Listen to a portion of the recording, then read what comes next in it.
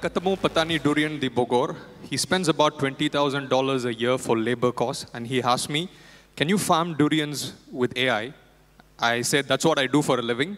So Farm Again, what we do is we build farming as a service solutions for farmers and agri-businesses to improve their yields and create traceable food supply chains as we digitize farming. So imagine you live in a world where plants can talk to you on what's needed for their growth, and farmers can manage that growth through AI-enabled automation.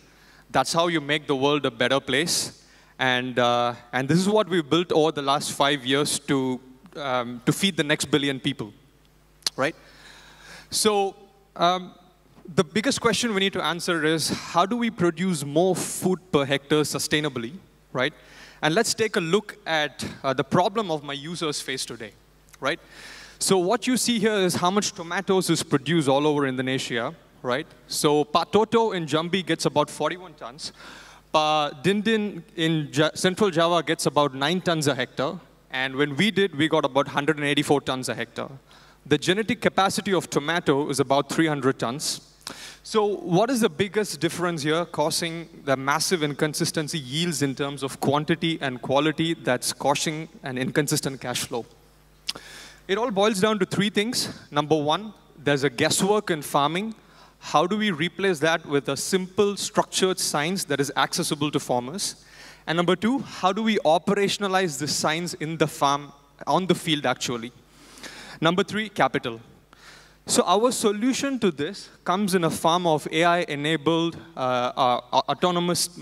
AI-enabled moisture sensing technology that will make your farm completely autonomous, pengairan pemupukan semua otomatis, based on the basic science of farming, which is photosynthesis optimization, and we simulate the growth of a plant so that it can produce to its fullest genetic capacity.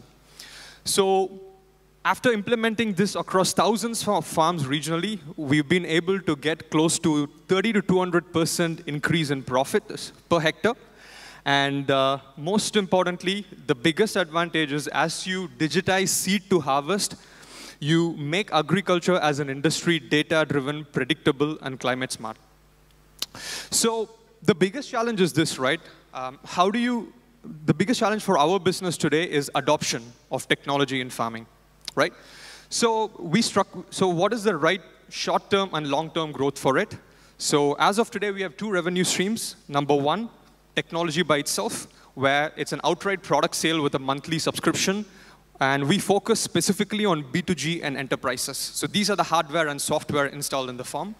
Number 2, it's for more medium holders, where we say, leave the farm to us. I have the science and technology, and we profit share and harvest. So offtake is the second revenue stream that we have, the sale of harvested produce. But of course, as we digitize the next 100,000 hectares and build this ecosystem, data will become the growth forefront, where we will become a deep tech plug-and-play SaaS business. And that's how technology will transform the future. So in the interest of time, I'll quickly go to what we are doing right now. So we focus on 3 SKUs for Indonesia: durian, beras, kacang.